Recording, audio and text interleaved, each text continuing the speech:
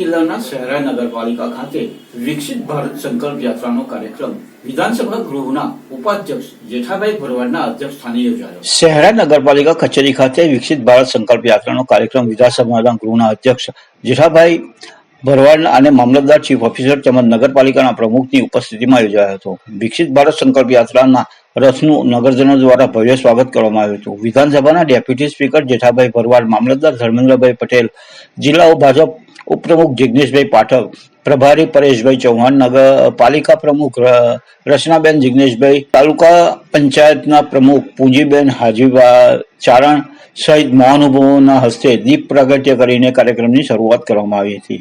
ઉજ્જવલા યોજના સહિત અન્ય વિવિધ કાર્યક્રમો અંતર્ગત લાભાર્થીઓને લાભ આપવામાં આવ્યા હતા। કાર્યક્રમમાં આવેલા નગરજનો સરકારની વિવિધ લાભકારી યોજનાની માહિતી આપવામાં આવી હતી। આ કાર્યક્રમમાં મામલતદાર ધર્મેન્દ્ર પટેલ, પાલિકા ચીફ ઓફિસર તેજલબેન, જિગ્નેશભાઈ પાઠક, તાલુકા ભાજપ પ્રમુખ મગનભાઈ પટેલિયા, નગરપાલિકા અગ્રણી બિપિનભાઈ પ્રજાપતિ, અંબાલાલભાઈ વાળંદ તેમજ નગરપાલિકાના engineer Jigneshbhai Shah, sanitary inspector Jitendra Rathod સહિત મોટી સંખ્યામાં નગરજનો અને લાભાર્થીઓ ઉપસ્થિત રહ્યા હતા।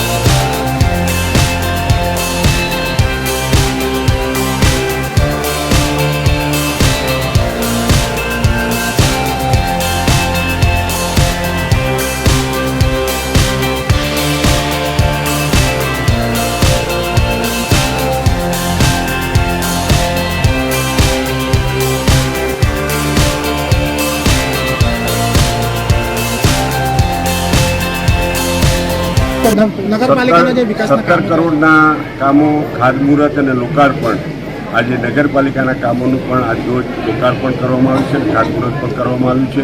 એટલે દરેક ગામે ગામ જે નગરપાલિકા વિસ્તારમાં છે તેમ તમામને દરેકને લાભ મળે, દરેકને એનો ફાયદો થાય અને એની સાથે સાથે આયુષ્યમાન ભારતની અંદર પણ દરેકને કાર્ડ આપવામાં આવ્યા છે, ગેસના બોટલના પણ આપવામાં આવ્યા છે, પ્રધાનમંત્રી આવાસ યોજનાના પણ લાભાર્થીઓને લાભ પણ આપવામાં આવ્યો છે।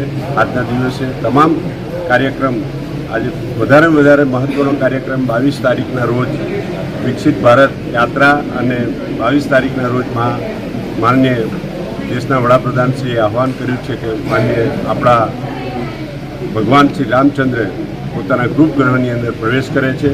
તેના માટે દિવાળી જેવો માહોલ બનાવવા માટેની વ્યવસ્થા કરવા માટેનું આયોજન હતું। એ આયોજનને દરેકને સૂચના આપવામાં આવી। જય હિન્દ, જય ખોડિયાર, ભારત માતા કી જય।